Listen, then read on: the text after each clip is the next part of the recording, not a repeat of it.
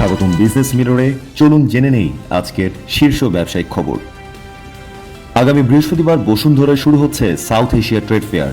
সার্কভুক্ত শতাধিক প্রতিষ্ঠান অংশ নেবে, চলবে 21 সেপ্টেম্বর পর্যন্ত। ঢাকায় মার্কিন প্রতিনিধি দল জানালো, বাণিজ্য ঘাটতি কমলে পাল্টা শুল্ক 20% থেকেও নামতে পারে। বিমান ও জ্বালানি কেনায় আলোচনা হয়েছে।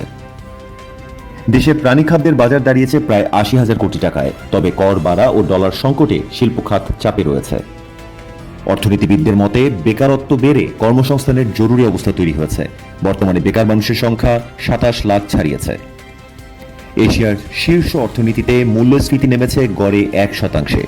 তবে বাংলাদেশে এখনও তা 8%-এর উপরে, যা মানুষের ভোগান্তি বাড়াচ্ছে। এই ছিল আজকের বিজনেস আপডেট। দেখা হবে আগামীকাল।